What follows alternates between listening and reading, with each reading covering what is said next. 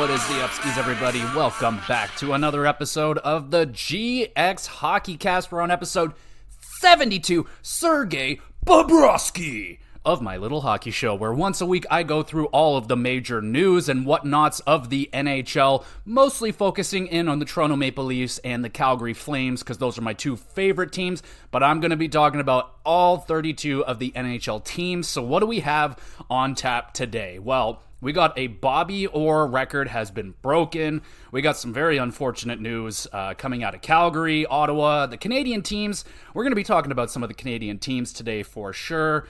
And we got some slow starts, some fast starts. The Detroit Red Wings. Okay, so where are we going to begin? Let's begin with Calgary. Let's try and get in front of some of the bad news here first. So sadly, the Flames week didn't get a whole lot better. Off to not the greatest start. I mean, it's not a bad start, but it's definitely not the most encouraging start.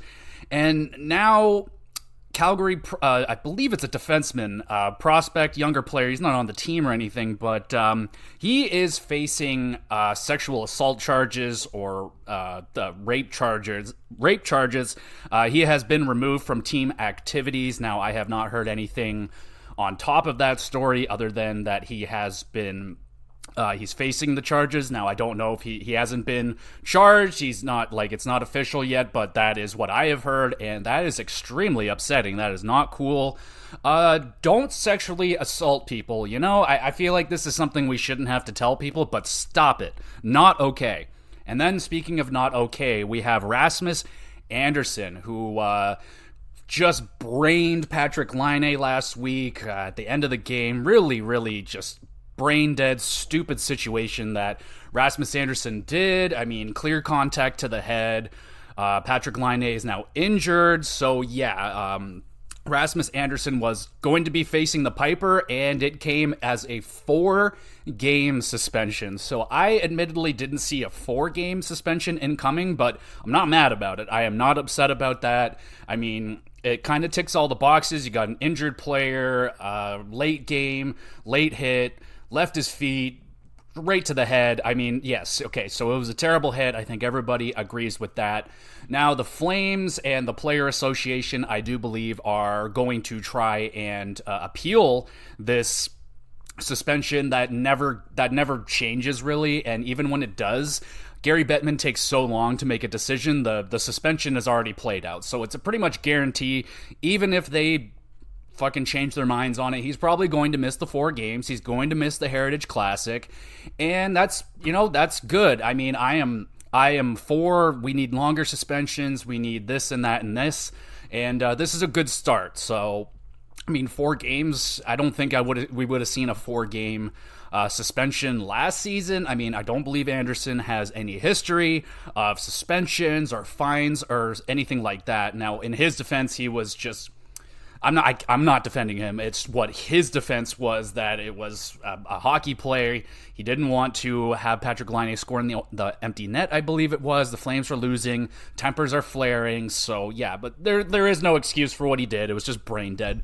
And, yeah, he's going to be losing, I think they said it's going to be somewhere in and around $90,000 or something like that. I mean, that would destroy my whole entire life if I lost that much money over the course of a week, but I think Rasmus Andersson will be fine. Now, I do believe the whole argument towards the suspension, I think they just want to get Rasmus some of his money back. I don't know. Obviously, he would like to play, but I'm fine with the suspension. I think it's long, but it's also, you got to put your fucking foot down at some point, and they got to try to convince people don't hit them in the head or you're going to pay for it. So it's a hefty price to pay for Andersson, one of the better Flames defensemen. He played fantastic for them last year on a team that not really anybody did very good on, and he was one of the bright spots last season. So it's going to hurt. Calgary is, exactly where I was hoping they weren't going to be, kind of in the mucky middle. It's very, very early, but the way that the team is playing right now, you got Kadri with absolutely no offense going right now. It's really unfortunate. And, this was, like I said it when they signed him, I was like, don't expect the Colorado Avalanche 90-point Kadri. That's not going to happen. No matter, it just wasn't going to happen. That was a career year for Kadri. I watched him in Toronto for years and years and years. Never saw anything remotely of that level, and he played some good minutes in Toronto on some shitty teams, but when Calgary signed him, I knew for a fact he wasn't going to be putting up that production. I just thought he would come in, maybe be 60, 65, 70 points on the high end, maybe for a little bit, and then it was going to be a rough ride with Kadri because, he's in his 30s. This contract that they signed him to is 7 years. It's going to take him till he's 900 years old. Really fucking stupid. They did some questionable contract signing, man. They definitely gave guys term and money on guys that are, getting into the 30s, and that's just not the way, especially the way the NHL is kind of turning right now. That's kind of the opposite as where I think the future of the NHL is going, when you're going to start paying younger guys in their prime now instead of paying for guys what they did in their prime, and you're just going to pay them off on the back nine. You're not going to get your return on that. If you're going to give a 31-year-old a $70 million contract, you're not going to get $70 million worth of play out of him unless he's a very, very, very special talent. Nothing against Kadri, but I just don't think it's there, and the way that he has started the season off, not good. I mean, he might have been one of the players that I thought maybe would have benefited a little bit from the Daryl Sutter system. He just seemed like a guy that could have fit in there, and maybe Huska isn't a good fit with Kadri, so I don't know what's going to be the future with Kadri. I mean, there's no way they're trading him right now. There's probably trade protection on Kadri, and more talks around other players. So the whole summer was us talking about, Hanifin wants to leave, Lindholm wants to leave, Backlund wants to leave, and now Backlund's re-signed. Lindholm is talking about re-signing, and now apparently Noah Hanifin is talking contract extension with the Flames. So, I mean, again, the way that this team is going, Hanifin's still in a pretty good age, so if they gave him a longer contract, I don't think it would be that bad. I think he's a really good defenseman. I'm a little bit surprised that he's deciding to change his mind. I don't think the Flames are off to this ridiculously amazing start. Now, that could all be kind of a trickle-down effect of Backlund re-signing with the Flames, getting the captaincy, Huska coming in, Conroy coming in as the GM. Maybe they've done a really good job at convincing these guys to stay, but is it the right move? So we talked about this. If the Flames got off to a not great start, would it be a good idea to keep these guys, or should they, this is a great opportunity to kind of kick off a rebuild or a retool, whatever the fuck you want to call it. You got Lindholm, great contract, great player. You can get a lot for him. You got Noah Hanifin, great top four defenseman. You should be able to get a lot for him.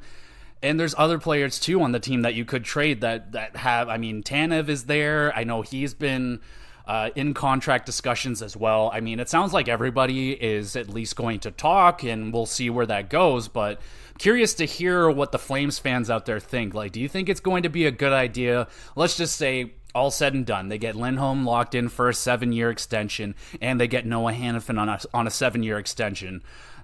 I don't know. I think that's just going to lead to the Flames kind of being a middling team for a long time, and you don't want to be there. It's a terrible, terrible place to be, man. It's awful. Said it a million times, you're getting a very disappointing season where you're just kind of spinning wheels, not getting enough traction. If you're finishing 18th, 19th in the league, it's just a very, it was the same thing that it was for the Flames last year. They never got any good win streaks. They weren't going on big losing streaks either, but there was just really no excitement behind that team last year. It was so damn awful. There's more excitement this year with some of the younger players. Sharon Govich finally got his first goal. I'm really sad. I was really, really hoping for Sharon Govich to come in to Calgary. Again, I'm not going to, it's only been, 5 or 6 games. He's coming from the East, going to the West, new time zone, new division, new coach, new system, so it might take him a second to get there, but I'm hoping all said and done that Sharon Govich could get to the 20-goal mark. That would be fantastic. Coronado has been flying around out there, hasn't gotten much more on the score sheet, but he does look good.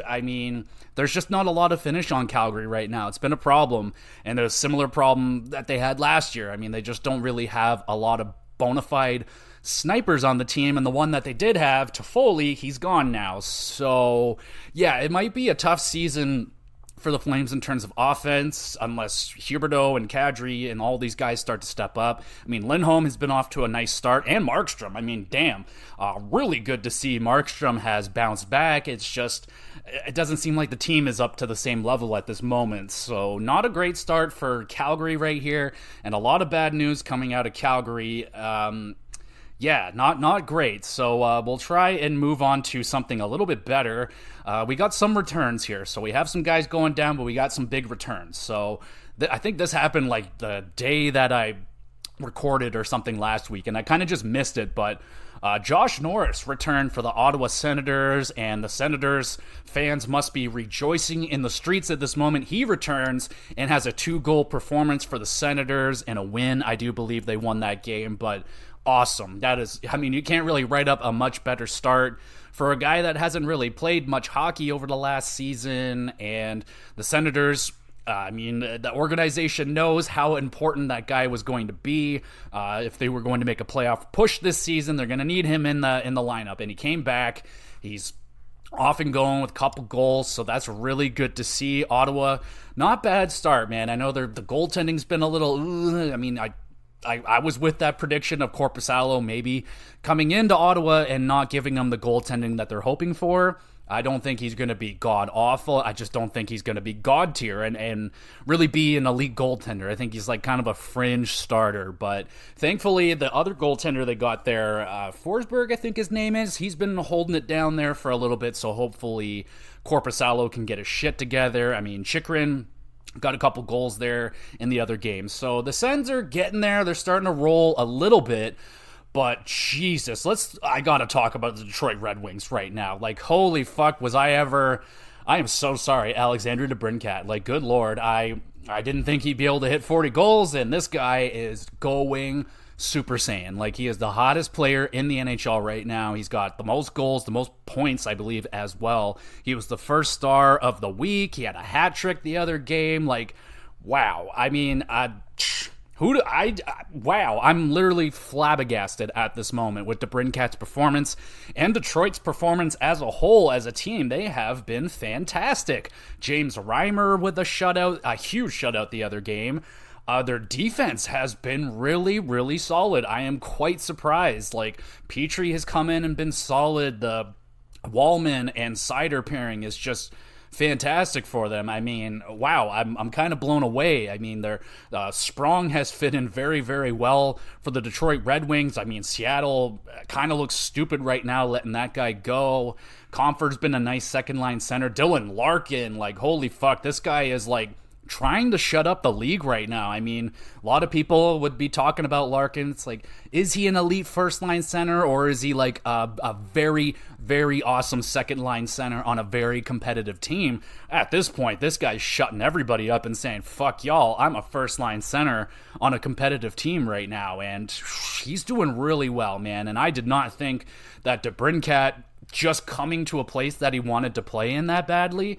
I mean, wow, like, maybe if Pierre-Luc or P.L. Dubois went to Montreal, maybe he'd be putting up ridiculous numbers too, but we'll talk about him in a moment. But yeah, man, Detroit absolutely off and running right now. This is awesome news. I mean, we'll kind of talk about those three teams right now that are kind of stuck together. When we're talking about Detroit, you kind of have to talk about Buffalo, and you have to kind of talk about Ottawa. So we're kind of talking about it right now, so let's continue this conversation. So admittedly, I thought Detroit was the weakest looking on paper of the three teams coming into the season.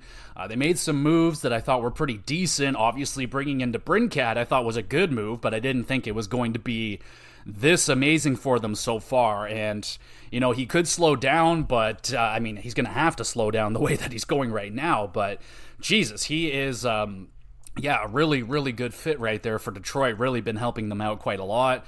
And the Yzer plan, it's really going well right now for them. And then there's the Buffalo Sabres. So the Sabres not doing so hot right now. I'm very disappointed. I mean, I can only imagine what Buffalo Sabres fans are thinking right now. They're probably like, oh, it's this shit again. Like, they haven't made the playoffs since 2011.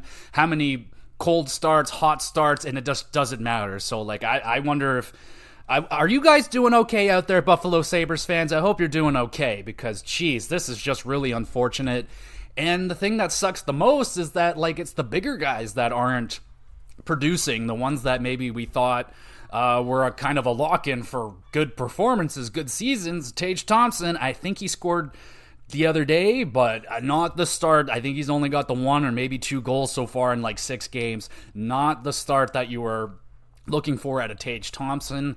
Now, some people are already starting to say, like, oh, he's kind of like, it's almost like Linsanity in the NBA, if anyone remembers.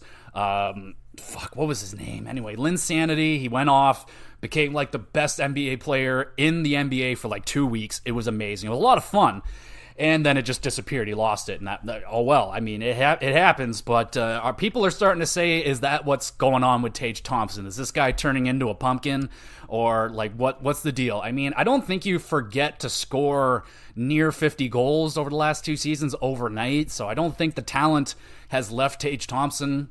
I think there's just a lot of pressure on the Sabres this season, a lot of pressure on him, just a lot of pressure around Buffalo, I can only imagine, not making it in the playoffs for over a decade. You got all these first overall picks, you got all these big contracts, big money getting moved around, and, you know, that just hasn't happened yet. And again, it's early, but I was expecting a substantially better start. I mean, Devin Levi has not gotten off to the start that I imagine a lot of people, especially the fantasy owners out there who drafted him rather early.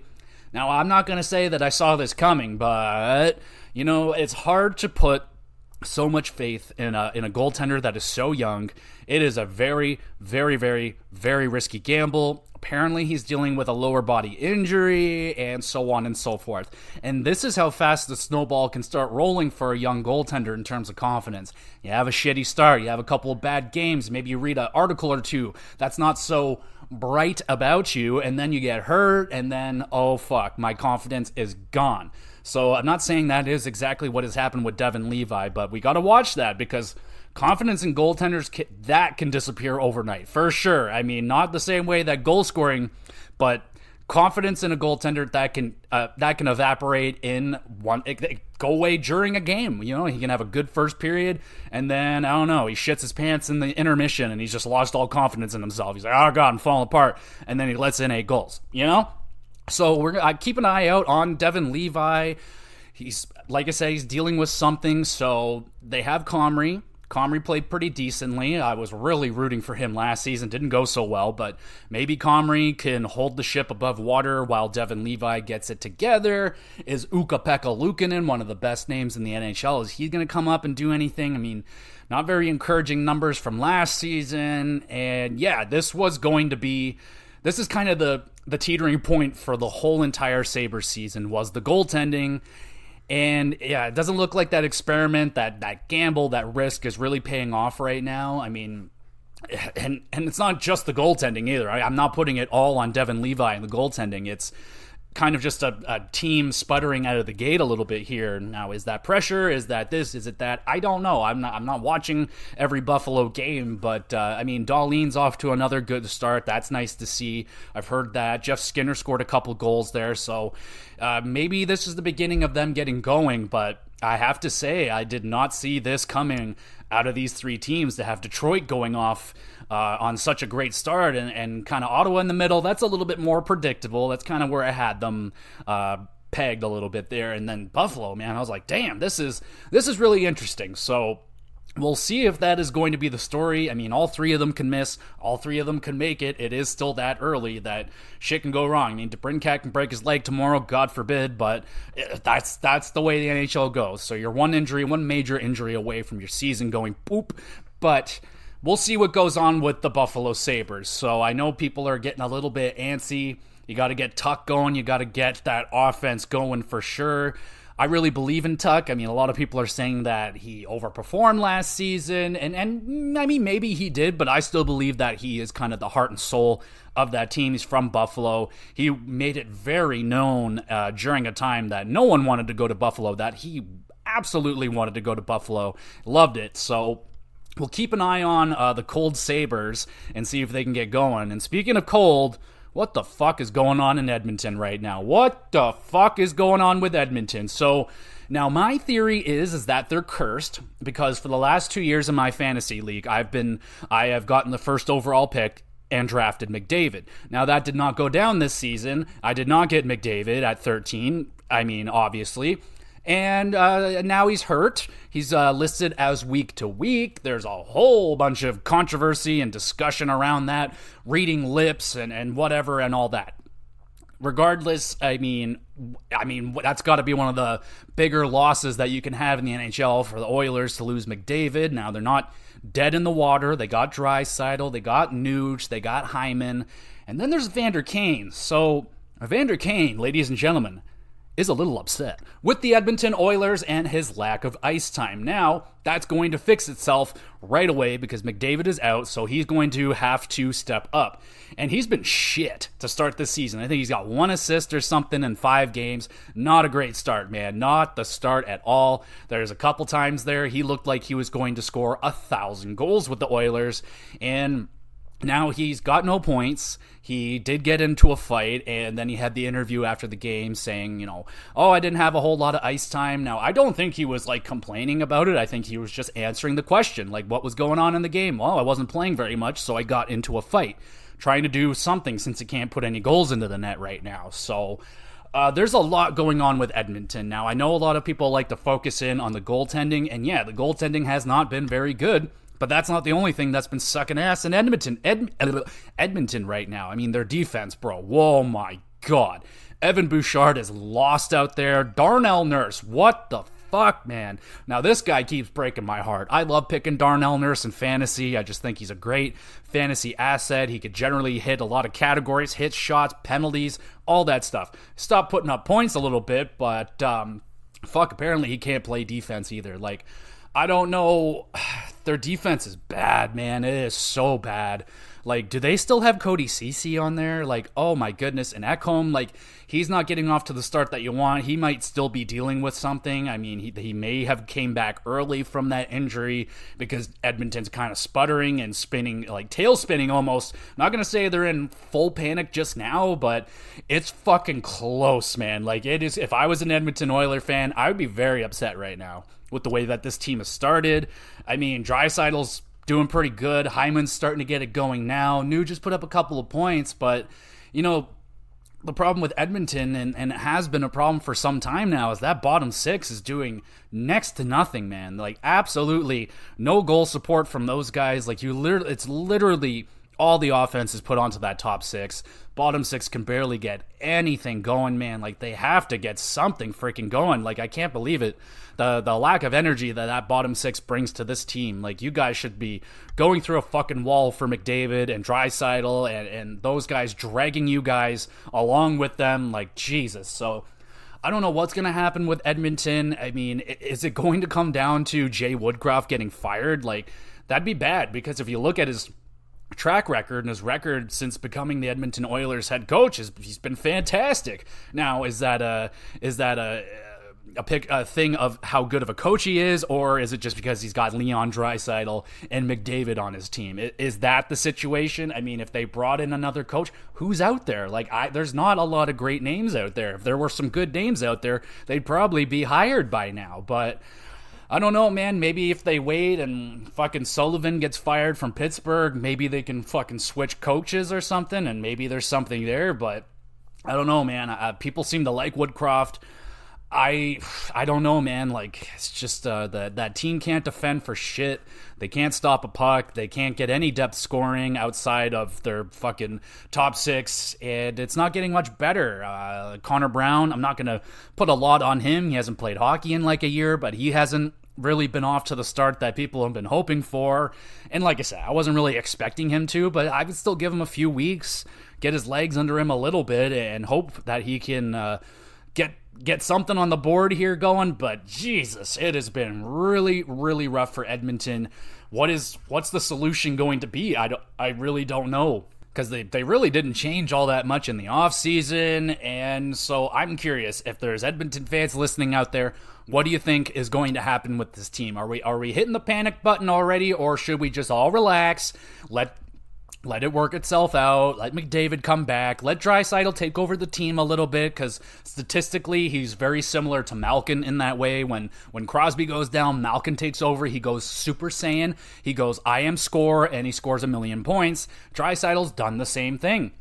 So that's really cool. Oh, speaking of Draisaitl, he broke a record this week. I thought I was reading that wrong. He broke a record. He now is the leading power play goal leader of the Edmonton Oilers. And I had to do a triple take on that. I'm like, wait, sorry, what?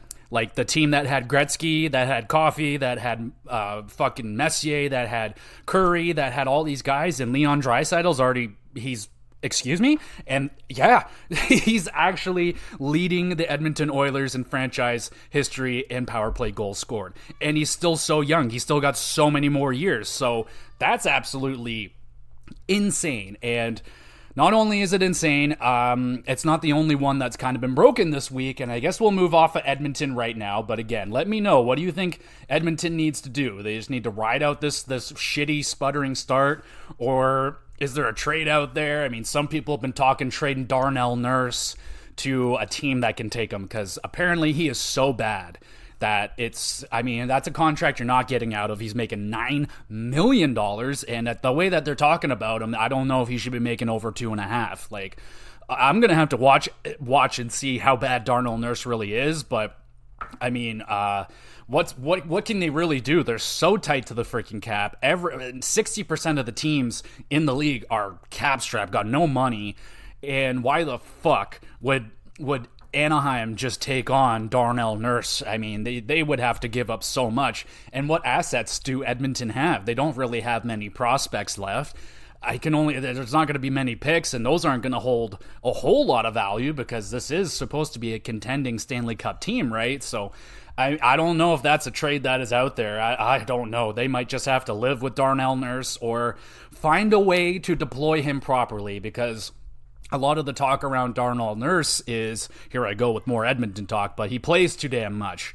He's playing like 22 to 24 minutes or something, and people are saying like this guy needs to go down to like 16 to 18 minutes, really just limit his numbers, maybe protect him a little bit, put Ekholm with him. I don't know. If they're putting Bouchard and Darnell Nurse together, that is a fucking nightmare, and no wonder it's not working out. They also have a younger player there, Hollowell, I believe.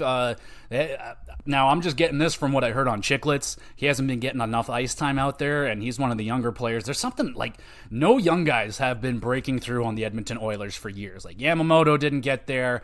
Who's that other young guy?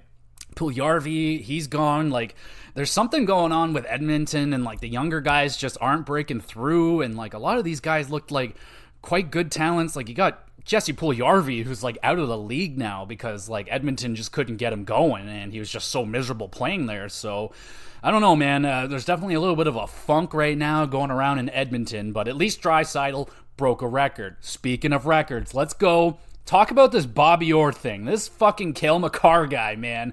Wow, he broke another. I think this is not his first time he's broken a Bobby Orr record, but Cale Makar is the fastest defenseman to 250 points, passing Bobby Orr. Now, it was close. I think it was like 246 games to like 240. It was close, but regardless, this is territory we have not seen or even thought we would ever see again. And I mean, I am still not fully processing how good Cale Makar is. I'm just not. You know, I don't get to see a whole lot of him, but this guy is putting up numbers that have not been seen since fucking Bobby Orr, man, and he's beating them. So I have a question, and I mean, it's kind of a dumb one because I mean, Bobby Orr's career was cut so short, but all said and done, do we think that Cale Makar is going to end up being in that conversation or even surpassing Bobby Orr as the greatest defenseman of all time? Now, in my books, I think I would be putting Bobby Orr as the greatest. Now, it's tough for me because I didn't get to see him. I'm literally going off of what my dad told me and all the videos that I've seen and all the testimonies from everybody else across the league and all that stuff. I've seen his end-to-ends. Like, he was definitely in fucking sane, and Cale Makar is very much so up there, but he's going to have a substantially different career, right? Now, barring injury, he should play longer than Bobby Orr did, and the way that he's going to put up more points. So where the comparison is going to end is where Bobby Orr's career ends. So where he ended at whatever how many games he played, if Cale Makar is past Bobby Orr, let's say he's 50 points past Bobby Orr, is that going to be good enough to convince everybody that Cale Makar is the greatest defenseman in NHL history? That is my question to y'all. So I'm not good. I just don't have enough of an opinion on Cale Makar to justify that. But I'm very curious to wonder if, because I keep saying this era of defensemen is absolutely and freaking insane. Like, I mean, it kind of sucks for other defensemen, but it was kind of the same way when Bobby Orr was playing. Like, I can't remember the name of that defenseman. I'm pretty sure he played for New York, but he was like second place in Norris voting for like 8 years straight because Bobby Orr existed. So, other defensemen have won the Norris while Cale Makar. I mean, Adam Fox has won it. Who the fuck won it last year? I think Cale Makar did. Anyway, no, Erik Karlsson won it. There you go. So, I mean, the Norris is a lot different now. Like, they really like to pass it around. They like to give, like, I owe you Norris awards. Like, I know we didn't give you the Norris this year when you deserved it, so we're going to give it to you this year when you didn't necessarily deserve it, but you did 5 years ago. So here you go. Here's a Norris. So that is going on. Wonder if you guys think Cale Makar is going to end up being the greatest NHL defenseman in NHL history. And then there's a guy called Auston Matthews. He is currently on pace with Alexander Ovechkin in career goals. So my question, very similar to the Cale Makar one. Do we think Auston Matthews is going to challenge Alexander Ovechkin? And I know Alexander Ovechkin isn't off to a great start this season. He went a couple games there without a shot. First time that's ever happened in his career. Now he scored his first goal tonight against the Leafs. I mean, that was a guarantee. We all knew that was coming. But he's still, I think, 70-some-odd goals away from breaking Gretzky. Now let's just say theoretically Ovi breaks it. Will Auston Matthews be able to catch Ovechkin? Me, I don't think it's going to happen. Pretty much strictly because Ovechkin is an animal and virtually never got hurt. Auston Matthews has already dealt with a handful of injuries. The only thing that could benefit Matthews is that goal scoring has gone up. But, I mean, Ovi didn't really have a lot of seasons that weren't 50-goal seasons. Matthews has already had, a couple 40s, 30-some-odd in his first 40. No, I don't know if he's ever had anything under 40, but me personally, no, I don't think so. It is extremely impressive that he is currently on Ovechkin's goal-scoring pace, which is fantastic. I just don't think all said and done that Matthews is going to be breaking Gretzky's old record or Ovi's new record. But where do we think Auston Matthews, all said and done with that career, where do we think he ends up in goals? Is he going to hit 800? Oh, I would love it. I would love it so much, and especially if he did all 800 with the Leafs. But I think I'm putting injuries into my equation. I think he'll break the 700 mark. If he keeps it up, he's going right now. He scored another one tonight against Washington, off to a phenomenal start, looking like he's going to be in the 50-60 goals. Then yeah, I think Matthews could break 700 goals in his career. But I ask y'all, what do you think? Do you think Auston, I don't know, I just blacked out right there. Auston Matthews, will he outscore Alexander Ovechkin, or is that just going to slow down? Speaking of going down, we got some attendance issues apparently going on with the Winnipeg Jets. Their 15,000 seat arena or whatever, how much it's also one of the lower attendant, like it's not a very big building. Like the bigger ones, like the Detroit, I think it's up in like 20,000, Scotiabank 19, stuff like that. So they're one of the smaller arenas, but apparently they've been putting up some not awesome attendance numbers over the last week, something like 11,000. Now it's a little bit eyebrow raising because that was the LA game with the Dubois return. So you would think people would come out to boo the ever-living bejesus out of Dubois, who wanted out of Winnipeg. I think he was a little bit better to Winnipeg than he was with Columbus. Like, he didn't just give up playing on the ice. I thought he gave Winnipeg 2 good years, was very open about the fact that he didn't want to stay. You guys can do with me what you want. You can trade me. You can do whatever you want. I'm just not going to stay here. So I give him props for that. But yeah, it's a little bit disappointing that I know it wasn't a very good offseason, at least atmosphere-wise for the Jets. You're buying out your captain, Blake Wheeler. He's gone. The question marks surrounding Scheifele and Hellebuck, they're answered now, which is great. That's awesome. I would hope that would have been a boost to the Winnipeg Jets, attendance, but apparently it's a little low right now. Maybe it was an opposite effect. Maybe people were so anti PL Dubois, they're like, I'm not even gonna fucking go and see that goofball. Like, fuck him, fuck this, fuck me, fuck you, all that shit. So maybe that's what is going down with the Winnipeg Jets. People are asking the question, like, do we think that Winnipeg is going to get moved again, so on and so forth. I would think no, only because the owners of the Winnipeg Jets are literally some of the richest people in the entire world. So this is just kind of a toy for them, that if they lose a couple million on it, whatever, it's a write-off in the end. But so I don't think that the Jets personally are in any real danger of moving. I still think they got a pretty solid team. They should be competitive for playoffs this season. There's some pretty good names in Winnipeg. Kyle Connor, I know he's kind of under the radar. Not a lot of people talk about him, but I fucking love Kyle Connor. He's so good. Mark Scheifele's a pretty good player, but I guess I can understand it because they've never really had a big personality there in Winnipeg. It's fucking freezing all the time in Winnipeg, god damn it. And I'm a Jets fan. I really like the Jets, just like ever since they came in. I really like that team. I was so into them when they had Bufflin and Trouba and Patrick Laine. That was such a fun team. And yeah, maybe they're going through a little bit of a phase right now where they're kind of, the team, I feel now they have a direction, but for months there, they didn't really have a direction. They didn't know where we were going. Now I think they have a direction. They just have to kind of prove it again, maybe to the fans, get some wins going here, and then maybe the fans will start coming back in. But me personally, I don't think it's anything to be too concerned about. I don't think the NHL is going down to 6 Canadian teams. I think they'll keep the 7. But we'll keep an eye on that. We'll see if the attendance continues to plummet, if it gets really, really bad. We've watched the Panthers survive for 15 years with like 7 people in their building. We know what's going on with Arizona right now, so I don't think it's that big of a freaking deal. But the one thing about Winnipeg that's a little bit different than other teams in the league is that they're a little bit more gate-driven than other leagues. They make more of their money on ticket sales than sponsorships, because I don't believe they have a major sponsorship with the Winnipeg Jets. They got like some local stuff and shit like that, so they're missing a big sponsorship. They could get one. I don't know what they're doing. Like, go fucking call Frito-Lay or some shit. I don't fucking know. But again, I don't think it's that big of a deal, so we'll move on to some other topics. Let's talk about Vancouver. They're still doing good. Elias Pettersson, Besser, got to get Demko back in the net and healthy again. They should be going well. But they did get Mikheyev back, and that is awesome. Kind of forgot that he was there a little bit, but good that he came back. I don't know if he got any points, but just a little nod to the head there that Mikheyev is back with the Vancouver Canucks. That is awesome. Speaking of awesome, we have the LA Kings.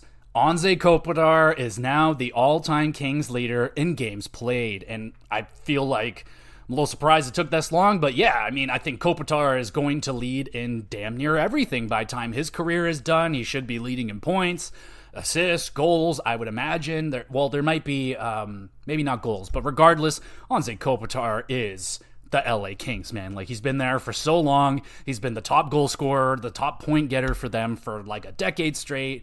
Anze Kopitar, man, freaking love that guy. He's off to another really good start this season. The Kings, the goaltending, not amazing, but they're going. Speaking of going, Anaheim Ducks, well, they're not going as a team, but their second overall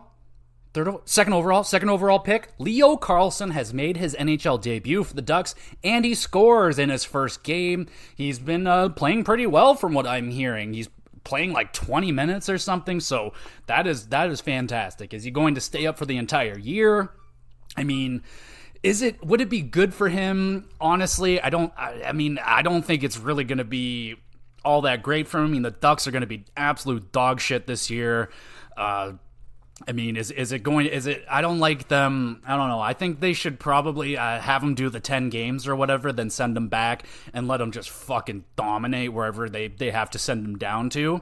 Because I don't think it'd be a good thing to have him there for the 82 games with the Ducks, because they're going to lose like 60 plus of those games. So it's going to be pretty miserable. It's probably not going to be a lot of fun. You don't want to get that losing mentality into them early. And, like, the Ducks all around just really haven't been going. I mean, Trevor Zegras, what the fuck, man? Like, I drafted him this year, and I was really hoping that he would bounce back. I was expecting a slow start because he didn't have the training camp, but he's got 1 assist so far in 5 or 6 games or something. Just not freaking good enough. He has been shooting a lot. He's been putting up a lot of shots, but no goals. Just not a lot going on. So Zegras got to get his shit going, especially now. He's kind of on that a bridge deal, so you're going to have to start showing that you can advance your numbers, or you're not going to make any more money over what you're making right now. You're not going to get a very big raise if you keep this shit up. So he's got to get going.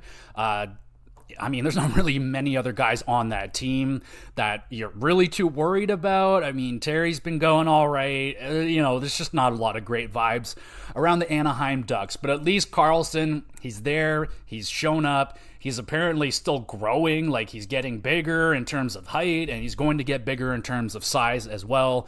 So he's going to be a big dominating player, man. And like, if he ends up becoming like 6'4", 6'5", 215, 220 pounds, I mean, you might have yourself the next Ryan Getzlaf right here. So, so far, so good for Leo Karlsson and his debut with the Ducks. That's great.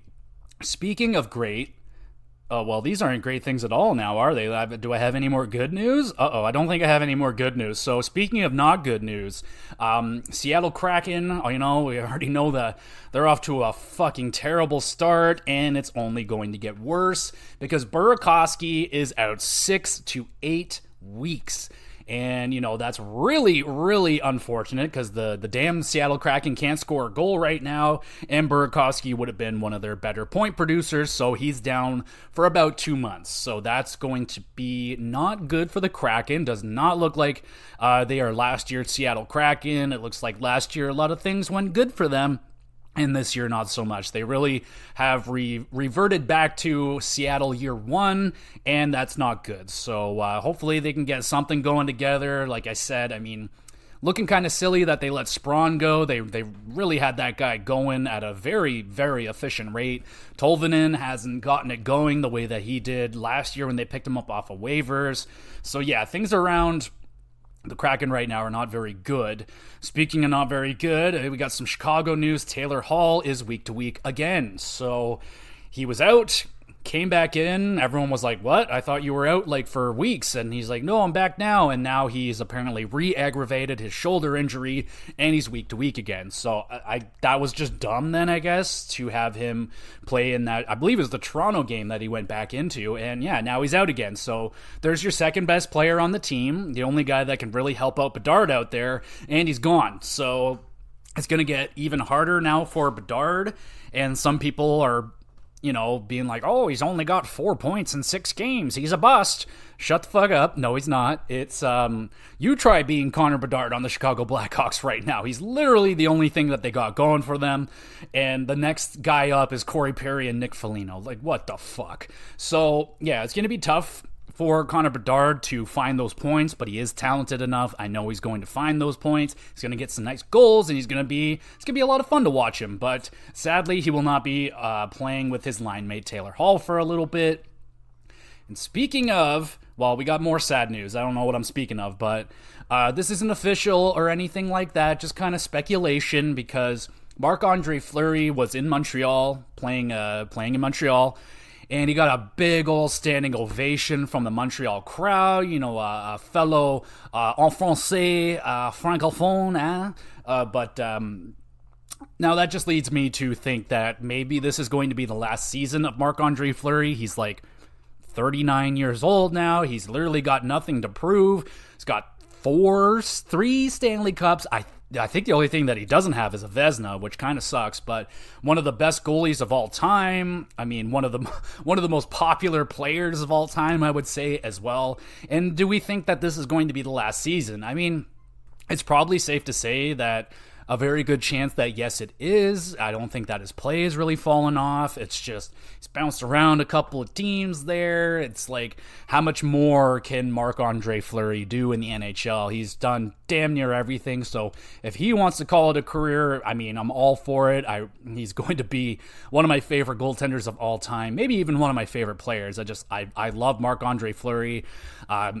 I feel like I'd be really hard pressed to find someone that doesn't like Marc-Andre Fleury, unless there's some Pens fans out there that have some like bad vibes with him. I don't know what kind of word I'm looking for right there, but yeah, man, Marc-Andre Fleury, this could be the last season we have with him. So let's enjoy that big old smile, that awesome fucking attitude that he brings. I mean, it's going to be weird not having Marc-Andre Fleury in the NHL if this is in fact his last season. It's not a guarantee. He could fucking bounce back. Maybe Gustafsson goes down. He just goes on a streak and Minnesota makes it into the playoffs. They get deep and like, oh, Marc-Andre Fleury just resurgence, plays for another 10 years. That'd be cool. Speaking of pretty cool. So the NHL, we kind of saw this coming, but we had the whole banning of the pride tape, and players just weren't fucking doing it, so they kept wearing the pride tape on their sticks, and the NHL has rescinded the ban. So there you go. So that was a big old waste of time. Just made you look like a bunch of fucking morons, like the NHL is. I mean, God, what a fucking dumb freaking duel. The NHL is sometimes so fucking hard to like. Like, there's been a million times I'm like, why do I watch this stupid sport? They don't want it to grow. They hate the fans. They hate us. They hate the players. It's just a billionaires club where millionaires become billionaires and bullshit like that. It's just awful. So, I mean, at least they rescinded it, but this should never have happened in the first place. We never should have had this conversation. What the fuck were they thinking trying to ban that? What positive situation did they think was going to come out of that? Like, wow, I don't know what the hell those guys are smoking in there, but I need some of that, y'all. I need some of that up in here. And they're not done. So the NHL on top of that also are planning to change the way that the NHL entry draft is done. So I don't know 100% what they want to, what they're planning 100%, but they basically want to cut costs. They don't want to fly fucking the GM and his family and his friends and their family and their cousin and the dog and the fucking kids and fly all them out, have them walk up on a stage to hand over a hat and what some other young kid put the hat on and shit like that. So they want to change the whole concept of how they do this draft. Now, I don't know what that means. Are they going to, the NBA does it kind of the way that I think they want to go for, where a lot of the players are just kind of streaming live from their home with their families around them. And I don't really have a problem with that, honestly. Like, me, personally, I couldn't give less of a shit about the draft outside of the top 5 picks. After that, I don't really know anything about these players. We're not going to probably see any of these guys for years, so I'm not all about the draft. I'll put it on, but I'm not like, oh boy, it's draft time, I can't wait. Now, from what I'm hearing, a lot of people that are complaining about it are the reporters, the journalists, the ones that get to go to the NHL entry draft, have fun on the weekend, get blackout, fucking, have a whole bunch of fun and everything, talk to all your friends and chatting with players and GMs, getting all this information, swapping cards or whatever the fuck you gotta do.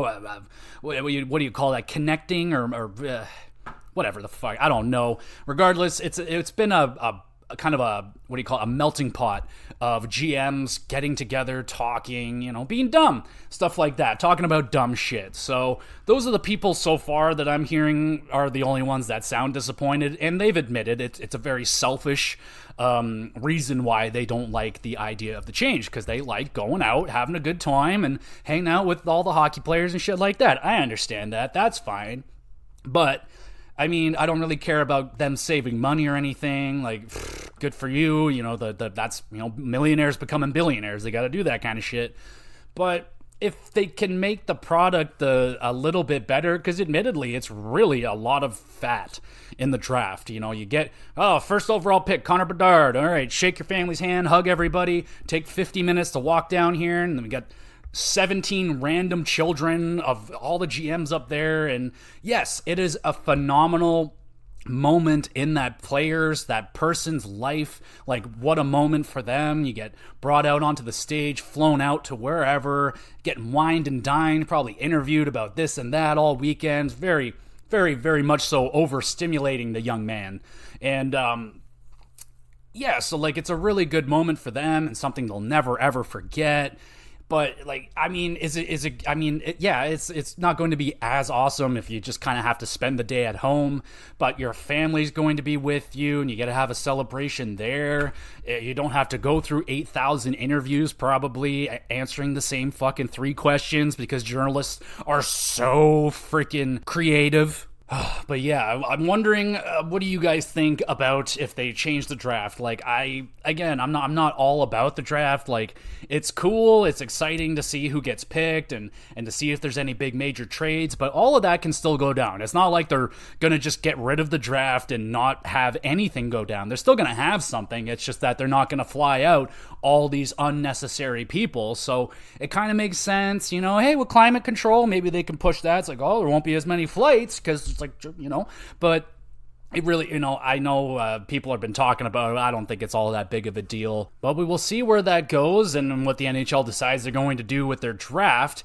And let's talk about the Leafs. I can't believe it. We're freaking 50 minutes in and I haven't even really talked about the Leafs yet. So what's been going on with the Leafs over the last week or so? Well, Samsonov has been not fucking good at all. Thankfully, Joseph Woll has been phenomenal, and it all started with that Tampa Bay game. Oh my goodness.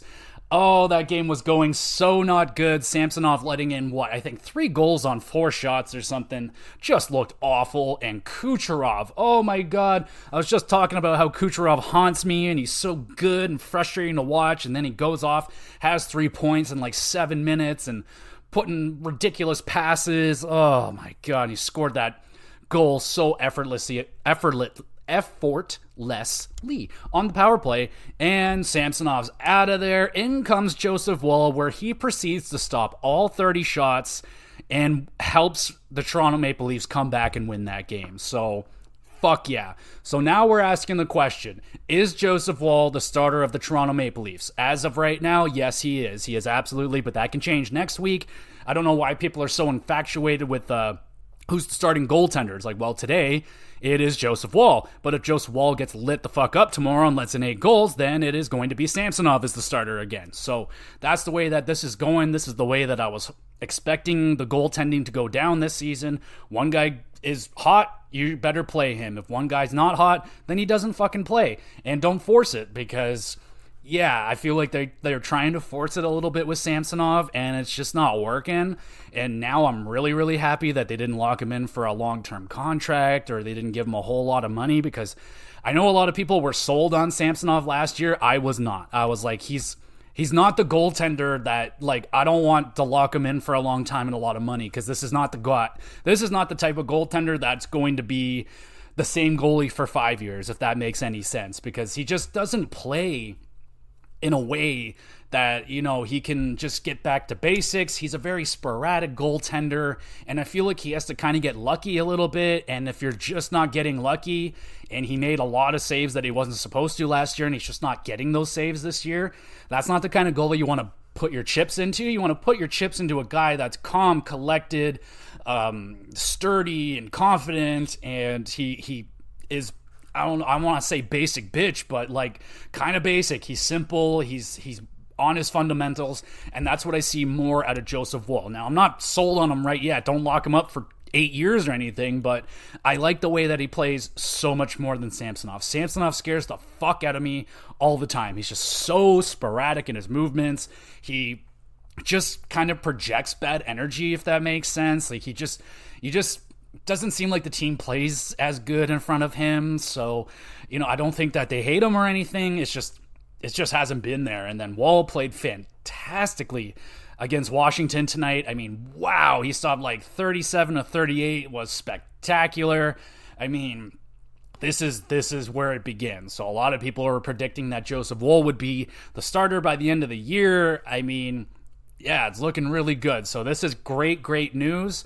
As long as Woll can keep it up, let's just keep riding this hot hand in Joseph Woll. So I would expect him to get the next start. I wouldn't put Samsonov back in until back-to-back till you have to, because he doesn't earn it. If you have to earn it, you need to breed a competition between these two guys. And Woll right now, he is competing and he's winning the net. So if Samsonov wants to take his ball and go home, boo-hoo, you're out of here. You're only signed to 1 year. So if he has a bad season this year, he'll find a team next year, but he ain't going to make a lot of money. So we'll keep an eye on the goaltending situation. Now, I'm not against Samsonov. I want him to get his game back. It's just that the way that he plays, he just doesn't come off as a goaltender to me that is going to be incredibly consistent. I can see this guy going through very bad stretches just from the way that he plays. So again, we'll keep our eye on that. And then we got Matthew Knies, baby. Oh, fuck yeah. It is the Matthew Knies coming out party, scoring a couple goals, hooking up with Max Domi, who has been struggling. Max Domi has been struggling, and that was all in the Tampa Bay game. So Max Domi, I think he's down to the third line now.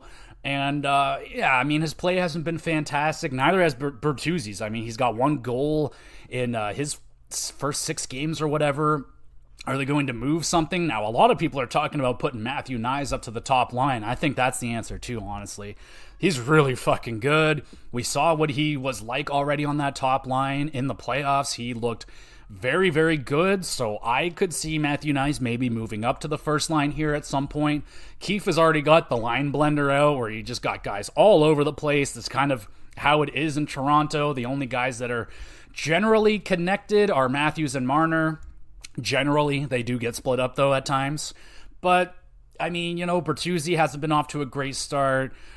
Knies is getting going now. It looks like Fraser Mitten is probably done here. I think they moved him down to the 4th line, and looks like Kampf is coming up. Kampf looks like he might be the answer as the third-line center. I know he is kind of pegged as that defensive stalwart, but I think he can bring some offense. He's done it before. With the Leafs, they are paying him quite a bit, enough money to be the third-line center, so maybe he's the answer there. So far, it's been pretty effective having him there, and Domi Knies on that third line, so yeah, not too bad. Who's going to come up for Fraser Mitten if they end up sending him down? I had his name, but it's gone now. Oh, well, someone will come up, and it'll be okay.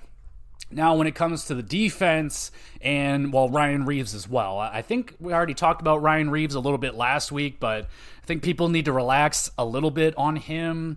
I know he's a big old minus and stuff like that, but I'm not done with the experiment just yet, but maybe they need to, scratch him a couple games and just give some other guys some opportunities, and it all depends on the game, right? Like, if it's going to be, you're playing...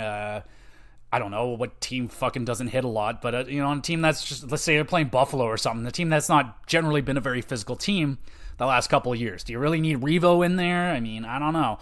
So we're keeping an eye on the Revo situation. A lot of people are already ragging on him really, really hard, and we'll see how much longer that swagger is going to remain with Revo in this Toronto market. Like, we'll see if the fans and the media get to him. I like him. I think he's fantastic. Not like in terms of scoring and shit, it's just that it's what they need in this team, man. Like, they're just a little bunch of chickens back there. Like, they don't defend each other. It's not a team. That's not the way you're going to win if you're not backing each other up. You don't have each other's back. You don't care.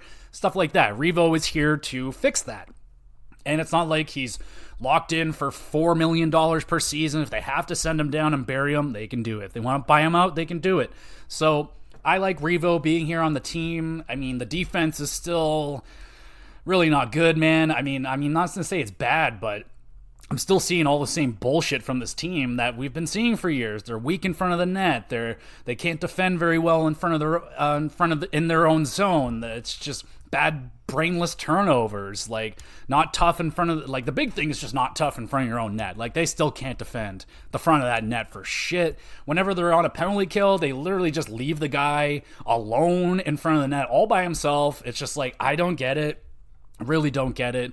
There are still some toughness issues where, you would like someone to step up for someone in that moment, but it is better. It is a little bit of an improvement, but it's still not fixed. We all knew coming into this season that the Toronto Blue Line was not fixed because they didn't add anything. They got rid of some problems, but they didn't add anything, and they're still missing that big guy in front of the net. Like, they need that more than anything, and it's just not there. They don't have a guy that can do it. And, I mean, they're so fucking cap-strapped, they can't really make any moves, so I don't know if they're just going to be kind of stuck with it, the way that the defense is. I mean, McCabe has been, and Liljegren has been like, I think he scored, but, I mean, you just want more. I thought Gio has been pretty good. He's been prominent in the games that I've been watching. He's been doing pretty good. Morgan Riley scored his first.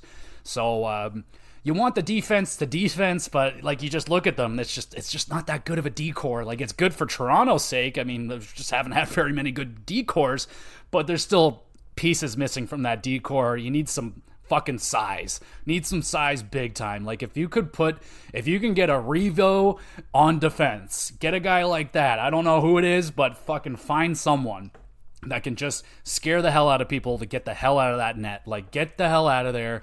They still just aren't defending very well. So, and the turnovers have been not great, but they're not playing like bad or anything. It's just kind of the same Leaf team that I've been watching the last few years. So I don't really see a big change, with the way that they're playing. They're still kind of doing the possession thing, and I'm not really big on all that because it just allows teams to set up against them. Like, oh, just send the puck back down to our goalie, and all right, now their defense is nice and set up. Let's go. It's like, nah, I like teams that are good on the fly, good counterattack, and good speed. And that's what the Leafs, used to be, but they're not that fast anymore. And like, they're not slow. They're not Washington Capitals slow, but they're not fast anymore either. So there's going to be teams like Ottawa, Detroit that are definitely they could get beat by their speed. So we'll keep an eye on the Toronto Maple Leafs, but they're still doing okay. I'm not panicking or anything. I'm just mentioning that it's like, once we get to the playoffs and they don't really have any success, I mean, don't be surprised, because it's the fucking same team basically that they had last year, at least the same D-core,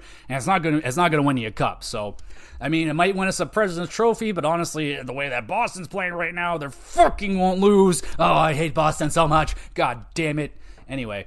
Not only is Boston doing really good, but Vegas is doing really good too. I mean, they have not lost a game yet, so that Stanley Cup hangover thing, that's definitely not going on whatsoever with the Vegas Golden Knights, which is awesome. The only thing that is a little under the radar, I know no one's really going to talk about it too much because Vegas is winning, but Barbashev only has 1 point so far, and Riley Smith is off to Pittsburgh. He's off to a pretty good start over there with Pittsburgh, and Pittsburgh's doing pretty shaky. It's I don't know, they're not like in the Washington bin right now where they're just fucking wow, they're really bad, but Penguins not off to a really good start, but Vegas, blistering start. I mean, really good to see Jack Eichel. He is on fire right now, putting up a whole bunch of points. That's really awesome.